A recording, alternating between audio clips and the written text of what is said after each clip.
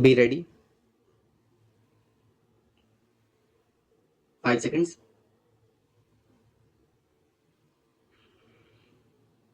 Start.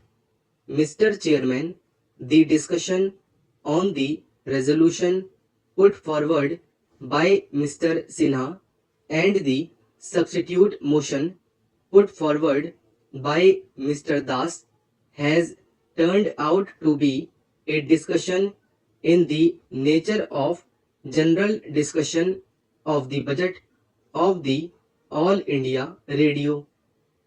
I do not want to go into all the considerations which have been put forward, but I want to say one thing about the substitute motion that has been put forward by Mr. Das.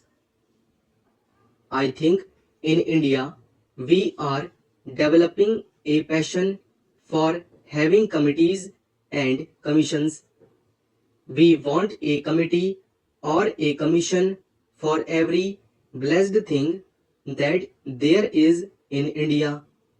I think there are millions and millions of things in India. I would say that before we think of having any other commission or committee appointed, we should first of all read the reports of those committees and commissions which are before us, digest them, and take action on them, and then think of doing something else. For instance, what is the record of the Ministry of Broadcasting in the matter of the Film Enquiry Committee report? They have now the Press Commission's report. The two bodies have been set up by this ministry. What action has been taken on the report of the Film Enquiry Committee, and what action is going to be taken on the report of the Press Commission? I think that the Press Commission's report may be thrown into cold storage. We will not allow it to be thrown into cold storage. I know what has happened to the report of the Film Enquiry Committee.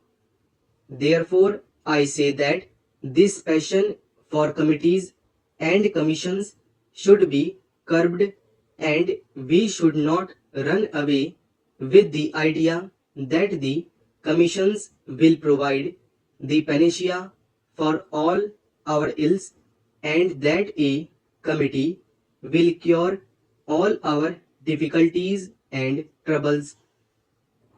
Therefore, I think it is no use appointing a commission at this stage to go into the question of broadcasting. There is another thing. My friend has been asking for the appointment of a corporation. I am a member of the Lok Sabha, and if you ask me to be a party to the appointment of a corporation, it would be tantamount to this, that I abrogate almost all my responsibilities and privileges as a member of the Lok Sabha. I was saying that the need is for direct control.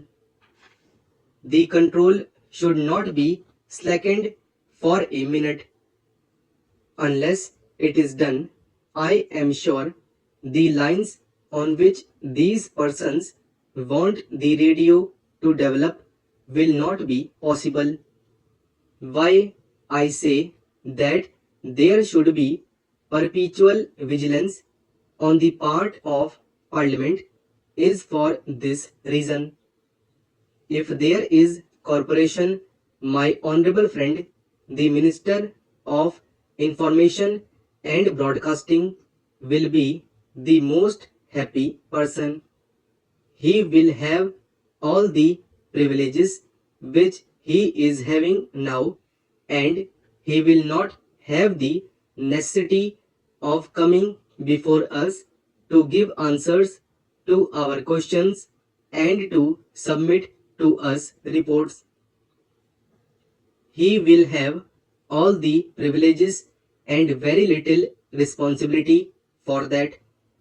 I say that the control which the Parliament exercises over the All India Radio at the time of the budget is sufficient to make these people wake up. It is sufficient to make these people active who are slack.